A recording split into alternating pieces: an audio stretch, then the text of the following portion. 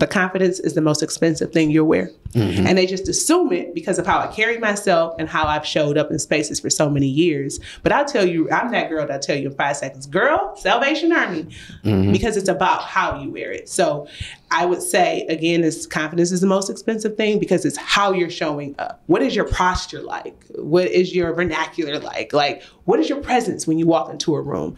That's what makes people sit up and take you seriously.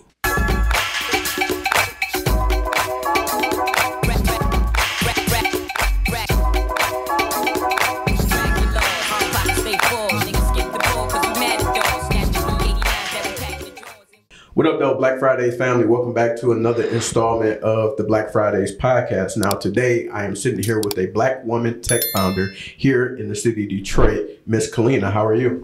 I feel amazing. Thanks for inviting me. Absolutely. Thank you for pulling up to the podcast and wanted to talk about Zero to Wear, which is a creation that you have built in order to help women maximize their wardrobes and be more efficient with their clothing. So can you tell us more about how that works and what it is? I mean, that was an elevator pitch if I needed one right there. We got to record that part.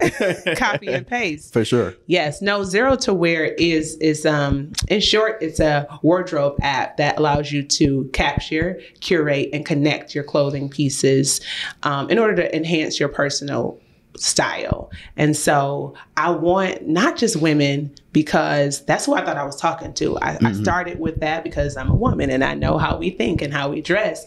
But it's been an interesting year in being in the app stores on both Google Play and on the Apple App Store for a year and finding out what audiences are really interested in and what they like. And so even though I started talking to women, because naturally you think about a woman when you think fashion and style, men are interested, other communities are interested, and I'm excited to explore that. So the progression is continuing to go, and I am with strategic thought following what that looks like. And I think it's dope that I think the app itself and the concept is extremely dope. And I thought about it because I was sad at first because you had said that, or, you know, the focus was women, but yeah. I'm like, I definitely get style fatigue and I'm not like no super duper in the fashion type person, but just trying to figure out combinations, what to wear, like when to wear it and what type of events and stuff like that get challenging. And then like you end up just like, I'm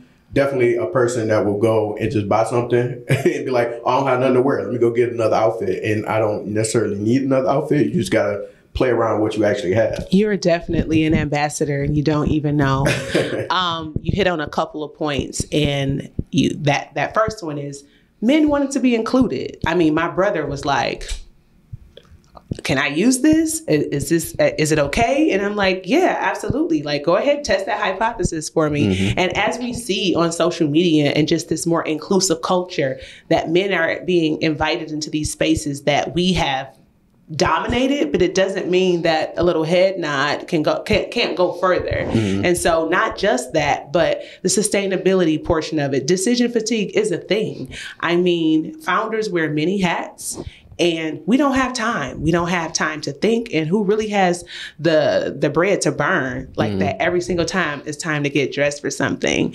And then the third point you talked about is you don't have to be stylish to want this software. Like, my product is for everyone. Getting dressed is one of the decisions we have to make every single day, sometimes more than once a day. Right.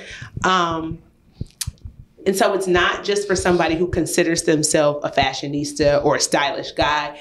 It is for every single person. I mean, look around. Anybody naked in here today? Why? Because we all have to wear clothes. Right. And so understanding what you're getting dressed for so that you can be confident, not distracted when you get wherever you're going. I don't like to be somewhere and I feel like, oh, I'm overdressed, or, oh, let me pull this up because, you know, I just want to be comfortable. And I think that to have the option to pull up everything you own and hold it right here will give you not just that time back, but it'll give you that creative in you to help you understand what it is that you invest in. Do you understand your footprint? Do you understand your confidence? Do you understand stuff about you based on your closet? We all have relationships with the clothes in our closets, and we all say something about ourselves without ever having to open our mouths based on how we dress.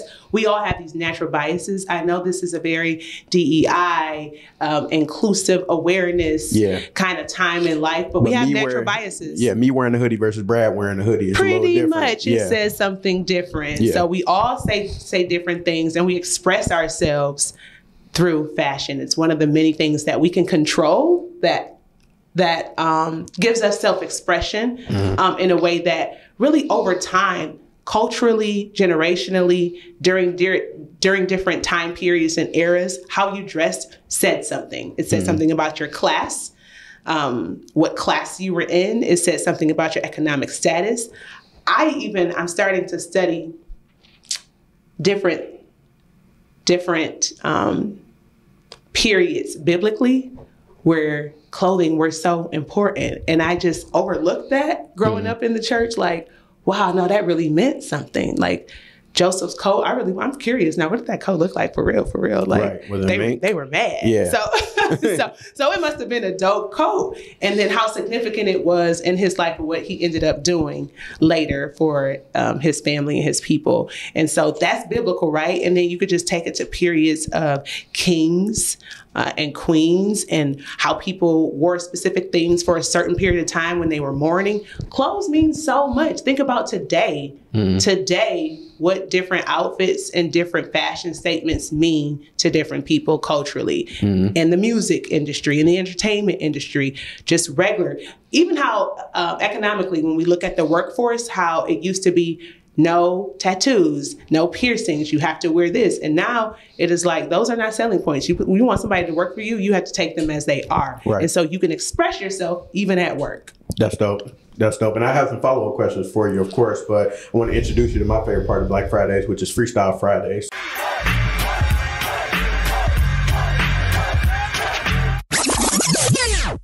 So you got two options. You can freestyle, you can give us 4, 6, 8 bars, whatever you got, or you can do rapid fire. Now you told me earlier you're from the East Side, so I know you got some bars tucked somewhere. That's no shade. I do, but I'm gonna go with rapid fire. I'm gonna challenge myself. Okay, fair enough. All right, so first one, it should be this is super easy. What's your favorite color? Purple. Purple. And if you had to wear one pair of shoes or one style of shoe for the rest of your life, what type of shoe would it be? What style would it be? Hush puppies. Really? Hush puppies. If you were from that era, then you know. And because you brought out the East Side, I'm going to talk about in the zero to wear fashion and East Side girl fashion. I grew up East Side, very humble, middle class, blue collar, 2 working parents, middle class family neighborhood. And so my parents were taking me to Somerset every weekend, but I figured out you always found something for the lows. For sure. So there was this 8 Mile in DeQuinder, and I hope those who know and remember, there was this, it was called Country Fair, and it was like a flea market, like, Russell Bazaar type. But they had like this one little spot with a booster who had some hush puppies. And I used to get mine from there instead of where everybody else got theirs. Yeah. And my mom and dad were cool with it, right? I got because it was for the love, and you ain't ask no questions, but you knew, and that's where I used to get them. And we used to invest in the little brushes because today, if somebody stepped on your Air Forces or your Jordan, like you had to keep them. So I kept my brush like I kept a real comb for my hair. Like my brush was in my purse or in my book bag at all times, so you could brush your suede. And when I think about today, how we use old school memories like that, what we consider vintage today, to be kind of culturally relevant today, you can still rock some hush puppies today. True. Very true. We talked about it earlier before we started recording in terms of shopping and getting deals and steals. I want to know what's a recent come up that you had shopping where it's like you got something on sale or you're just like super proud, like, man, I can't believe I got that for real. My granny's closet. So for the 5-finger discount. For the 5-finger discount in a very helpful way. She moved into one of those senior communities that, you know, my granny is still very active. She drives every day. She has a life. She's never home. Try and catch her. It's not easy. And she lives in a building with other seniors her age that are also just as busy and they want activities, and she loves it, but it's smaller than when she was in a home. And so she doesn't have that much closet space. And so that worked out for me because I recently went to kind of see what I could find. That was my first style icon, and this is just so relevant because it's Mother's Day weekend. Yep. But I used to play dress up in her clothes and in her jewelry. And there was this floor-length mink fox, and I think like it was like a beaver collar or something like that. And I'm like, Granny, when's the last time you wore this? And she was like, had to be years. She's like, I don't have room for that. Ding, ding, ding. Say no more. What? It looks amazing. I cannot wait to put it on. This winter, but that probably would have cost me easy $5,000 if I would have got it off the rack somewhere, even at a thrift store. They know how to repurpose. Right. So I'm getting ready to look like Frank at the boxing match. When I put it on this winter. For sure. Forget the winter, put it on now. Right. Yeah. Right. Might as well. I mean, Michigan weather, why not? Right. So speaking of maximizing your closet, I recently just like donated some stuff. I do it periodically each year. I want to know, is there a piece, something from your closet that you may have had a problem getting rid of, but you're like, it's time to let it go? Ooh. That would be for today. The clothing swap that I am helping to host for the revamp today, yep. I went in there and was like, all right, what is something I have not touched in a year? That means that you don't need it. Yeah. That's like a rule of thumb. Yeah. Something that you haven't worn for, they say, 3 to 6 months, turn it around on the hanger, face it the opposite direction. If it's still there 3 to 6 months later, then you clearly don't need it. But I like my stuff, and I love vintage stuff they don't make like that anymore. And so when I was coming to the swap today, I had to talk myself into, well, someone who is really going to use it and value it and is maybe in need of it and couldn't find it somewhere else will get better use of it than you. So I brought some things, not willingly, but I'm trying to challenge myself. For sure.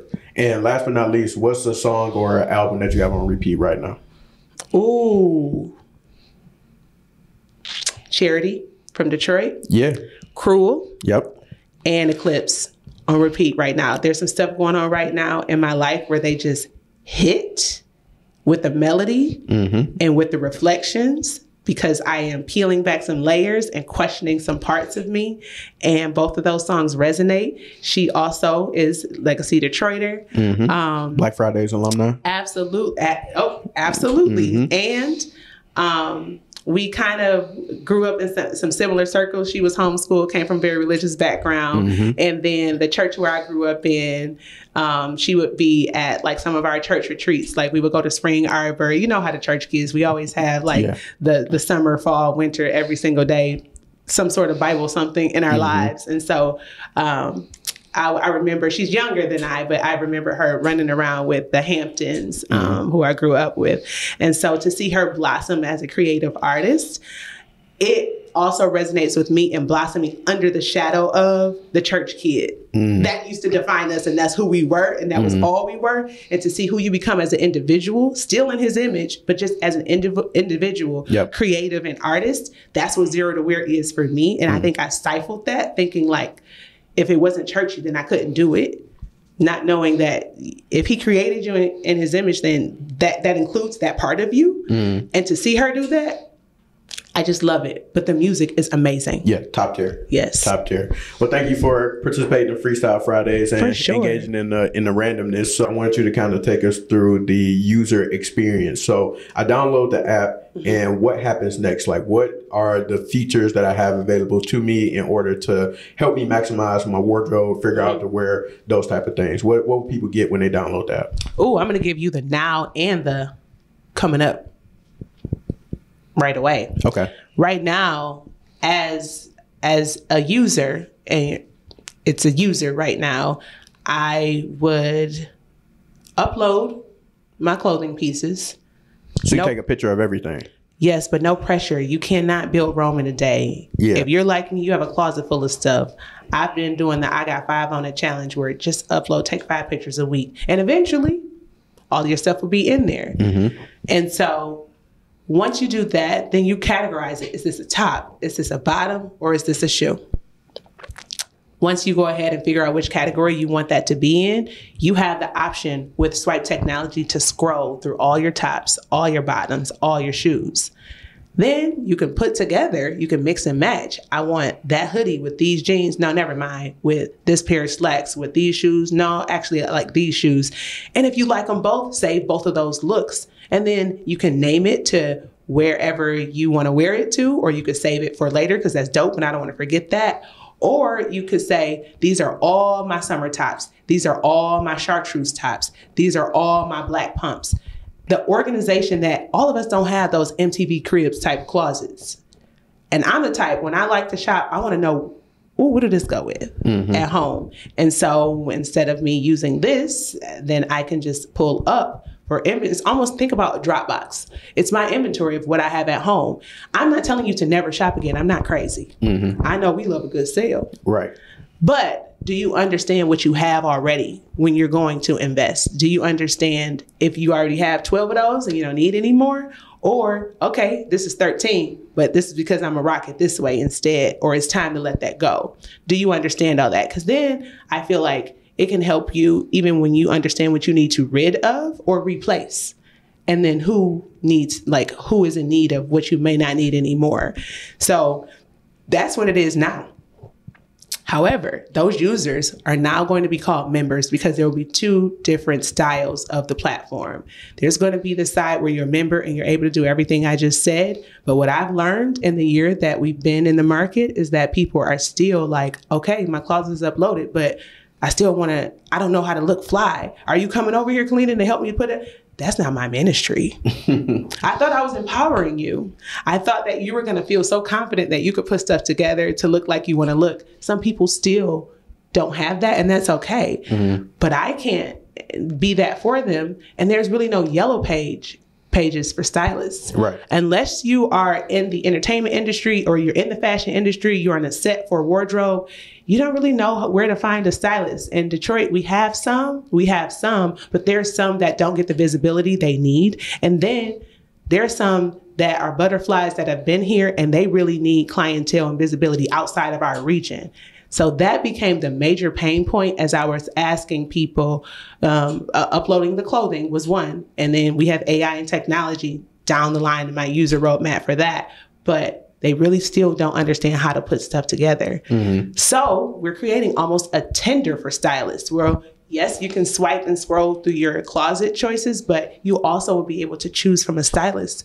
So I can choose Denzel or Kaleena or Susie Q or John Doe. You'll be able to see their profiles, what they offer, like, oh, you got her dress for this event, and then you can choose them for yourselves. That can not only give you the confidence to use what you have, but somebody is going to put their little sauce on it and make it look amazing. The stylists are also looking for you. So they're looking for people who are invested in their wardrobes, and people who are invested in their wardrobes are looking for stylists and they don't know where to go. And that's a culture that I'm trying to create. Everybody wants to be seen and everybody wants to look different than the next person. And a stylist can really help you understand that relationship. They also can get the benefit of, instead of you just hiring me for that one event every year or something that's really big coming up like my birthday or something, how about you help me in my daily look? Help me with what's my new look without having to drive to me, the pain point of transportation, running around. I'll be able to access the stuff that you upload right from your closet. And then our relationship can go from transactional, where I see you a couple times a year when you have to get dressed for something big, to managing my style every quarter. All right, we're transitioning to the spring. What does that look like? What's some stuff that you could put to, or I don't need to put that in the attic because I can wear that all year round. I didn't know that. Denzel helped me figure that out. That's my stylist. So I am extremely excited about that because you'll have a member side and a stylist side very soon. Fire. And so a few follow-up questions to that. Would that be a subscription base for the stylist, or would that be like the transaction is done between the person and the stylist on their own? And so I think the revenue generation part for that will be followed closely, because yes, that freemium model for the members, I want the members to have that. I mean, when you think about your competitive landscape and the business decisions you need to make, need to ensure that you're not setting yourself far, far apart from where you're costing way more than where someone else is that could make you less attractive. So that freemium model for my members, awesome. Upload, do as much as you, not as much as you can, just enough to fall in love with understanding what that drop box is like. But that stylist side will be subscription based, and you can upgrade your subscription as a member in order to access them. That stylist side, I'm almost a HubSpot for them, because I'm an inventory management. You have that CRM there that can help me with your profile, my profile, boost my visibility, because you can see my lookbook and all the work I've done. I also can access people who I'm handing you clients. Like, you're not having to go wait for word of mouth or on foot looking. Yeah. I'm handing you people who are clearly invested in their wardrobes. Yeah. Look, they've downloaded all of their clothes, they've uploaded all of their clothes. And you can see their inventory, their own personal inventory. But I'm HubSpot for you too, because you have their notes in there, your Calendly in there. I'm not telling you what to charge because you're on my platform. However you want to charge, that's in there as well. And all of your client details and the ability for fast feedback. I don't want to have to, two things. I don't want to have to wait for you to figure out, is this look approved or rejected, or what we need to do differently. That feedback will be streamlined on the CRM portion, as well as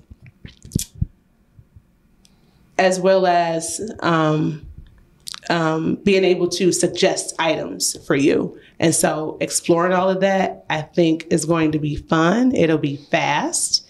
You can show exactly how creative you are to kind of increase your business in less time.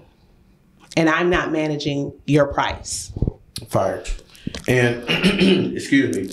So what is we had talked about it a little bit earlier. What's the difference between a stylist? You said there's a difference between being a stylist and stylish. Absolutely. So what actually makes a stylist, to your understanding? Like, is there a formal training, or how do you even get into something like that? You know, I wouldn't say you can formalize it. I feel like people validate themselves with certifications or degrees or published. If you've been published, it depends on what those publications are. Those things, yes, they do validate you, but there's really something innately creative in a stylist that you can't just buy.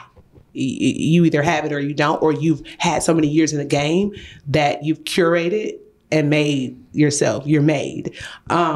There is a difference, I say, between being stylish and being a stylist. Everybody who puts on a thigh-high boot and a camel coat in the wintertime with a fedora does not make them a stylist. Make you Mary J. Blige. You would think. And I equated it to, if you fold your arms and tilt your head and is up there with you mounted, does not make you a tax expert. So that's the equivalent to me. The camel coat doesn't make you a stylist. There needs to be certain events, time that you put in, and rapport. We know social capital means a lot. Ask around. Are they really? But social media makes you feel as though you put anything in your bio, and you're what you say you are, and you show your highlight reels. But real stylists know, and I feel like in this region they're undervalued. Michigan stylists Midwests are undervalued. We're a mall city. We're a mall city. Yeah, in Detroit, we all think we got the style. Some of it is handed down for generations. Yeah, but yes. However, a stylist can still enhance that, though. Right. Very true. Enhance that. And I'm proud of that. I'm proud that we had the Eastlands and the Northlands and the Gators, and how much we've contributed to hip hop culture and society in the world as a whole. Like Detroit, for sure. We're not just a motor city. We're a fashion capital as well. Absolutely. But I also feel like there's an underwhelm to that, because we've not uplifted the stylists who've contributed to all that. It's another one of those, if you know, you know, history of places like Hot Sam's and whatnot. However, that's also just our region. We don't have a huge entertainment industry and nightlife. Like, everything closes at 2 a.m. And with that, you're not getting people dressed for as many events. So all of my stylist friends here, they have other hustles. My stylist friends in LA, Chicago, New York, that's all they do. And it's 6 figures, and it's enough. My stylist friends who are in the movie industry, like that's all they have to do. They don't have to hustle. And so a lot of the hustle culture from here is because we've had to. But I think that the city is getting to a point where you can just perfect your craft and your bread and butter can come from your craft because we have internet, social media, ways to boost our visibility outside of our region. And we need to use that to our advantage. And I want to give that opportunity to stylists on the platform. For sure. And I want to ask you this question because I've taught this lesson to different high school students and some that I have mentored in terms of like just your personal appearance and making sure that you keep that up because it says a lot about you before you even get a chance to open your mouth. And I think the studies show it only takes 3 seconds for somebody to have a lasting first impression about you or something along those lines. And that doesn't give you a chance to open your mouth and say anything like, hi, I'm Denzel or hi, I'm Kaleena, anything like that. So I really just wanted to ask you more broadly in terms of the importance of kind of just investing in your personal appearance and not like always being dressed to the nines, but just from the standpoint of looking like you care about yourself, making sure that you put your best foot forward wherever you are in life at that period in time. And what benefits could that have for you?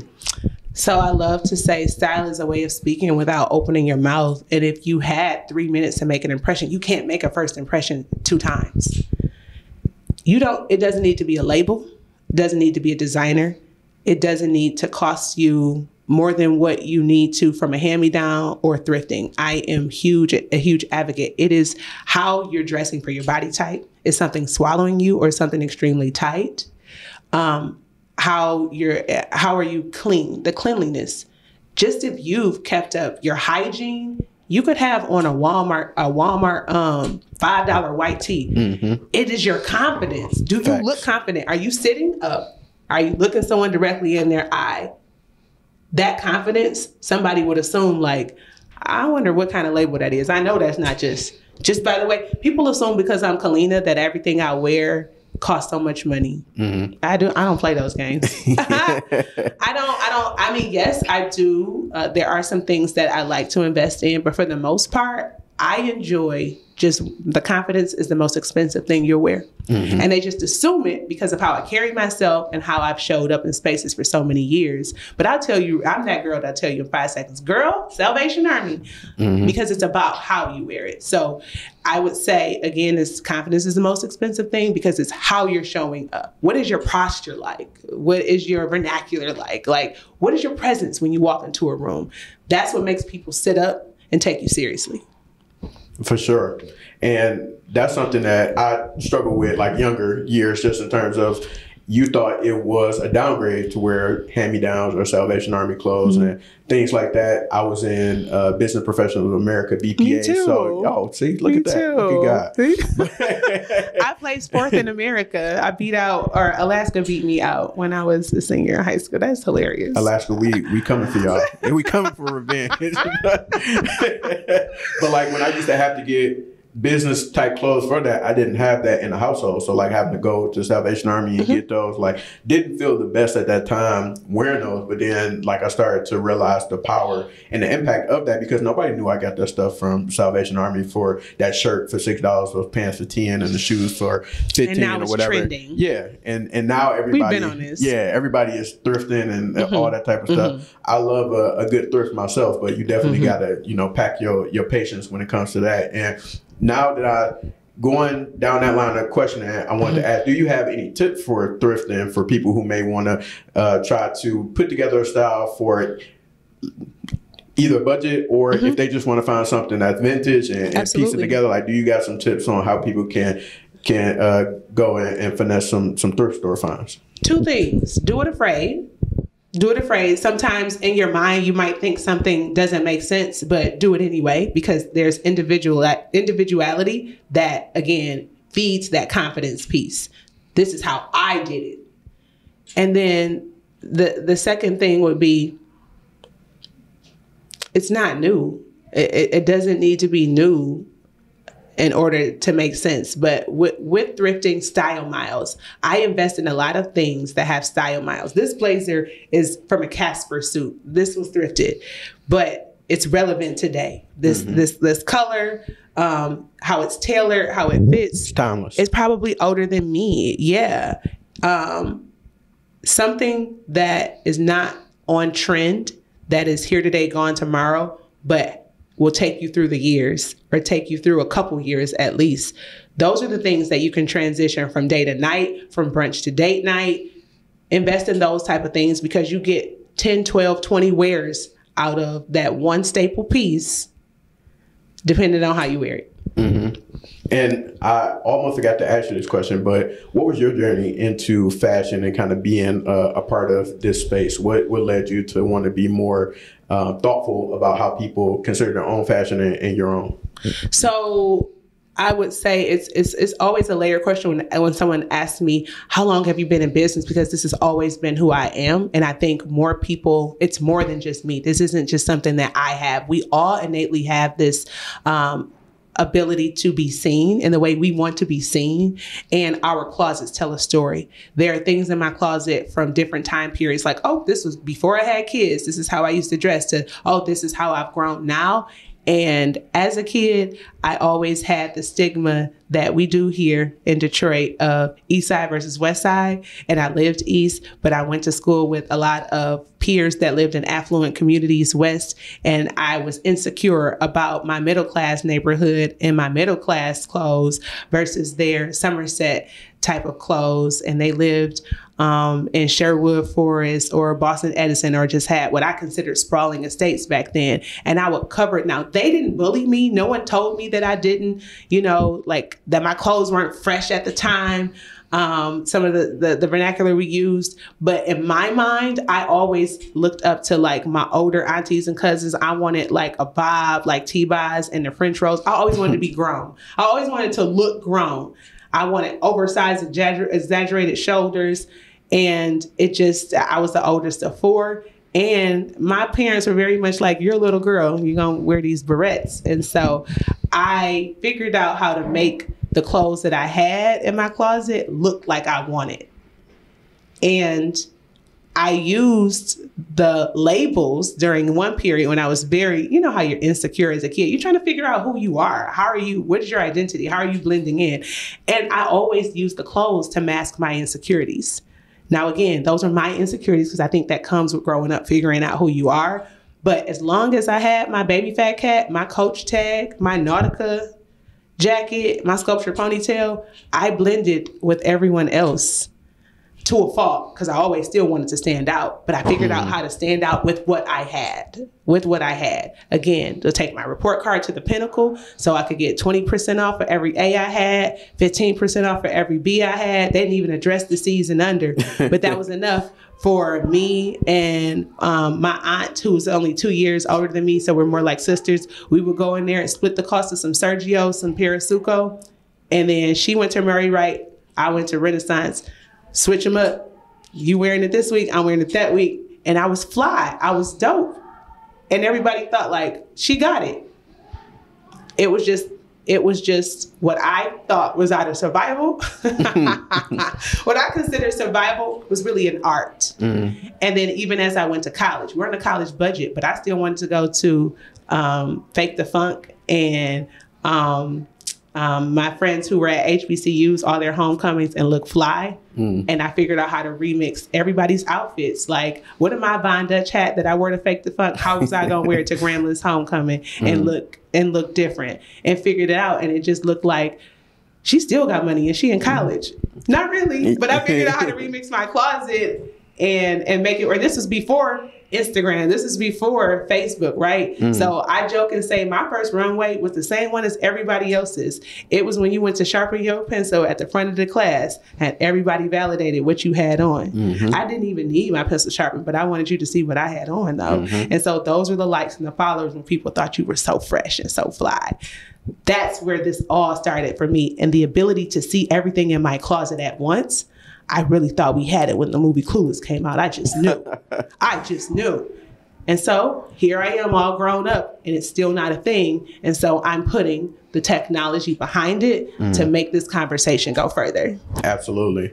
And what do you see in your crystal ball that's on the horizon for you, the person, for Zero to Wear, the brand, and any other endeavors that you kind of see out there in the near future. We like to put it out there on Black Fridays and see it come back. I love it. I can't wait to come back and tell you how HGTV has deemed me the Anthony Bourdain of closets, and they're flying me out to discuss the relationships that people have with their closets in every region, how different jewelry and different garments in Tanzania, what it means for them culturally. And you see me going through the Sahara, having the same conversations with somebody on a camel. You're going to find Zero to Wear as it's crafted and grown into a lifestyle brand where I'm not just technology. These apps, these social media platforms, they might just be trending. We don't know how long they're around. And so that's not pandemic proof to me. So that's not what I'm trying to build my entire foundation on. It's sexy, it's attractive. It's people are curious about the technology. There's the AI that everyone's evolving into now, but that's not long term for me. I want you to see Zero to Wear customized hangers inside the Container Store or IKEA or storage totes, because you have an internship in a 500 square foot studio apartment in New York and you can't figure out how you're going to bring your whole closet to something that's this big. Right. That's what I want in my future. That's what you will see in my future. I love it. I love it. Love all the information that you shared here. Love the mission that you're on in order to help people maximize their wardrobes. You sold me on it. So I'm definitely, I was already sold on the concept. So I'm about to download the app and about to start inputting my stuff in there so I can get fresher with my fits, and would encourage others to do the same. Absolutely. So really appreciate you stopping by the podcast today. As you mentioned, you are a part of helping host an event today. So really appreciate you taking time away from that to be able to chop it up with us and let us know more about your journey.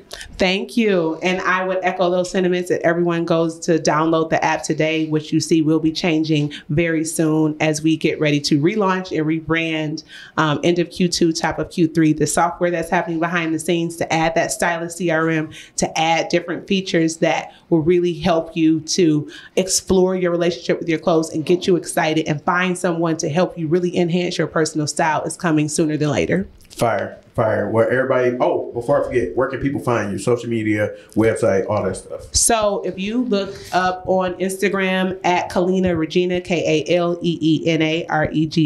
is my personal. And then you will see Zero to Wear. That's ZERO, the number 2 Wear. That's where you can find us on Instagram. You will also find Kaleena Regina on LinkedIn and on Facebook as well. But go to zerotowear.com so you can also see where you can download the app today. Perfect. And it is available in the App Store and the Google Play Store as well, right? Yes, absolutely. Make sure that y'all go download and tap in with Kaleena and Zero to Wear. We'll tap in with y'all soon. Peace.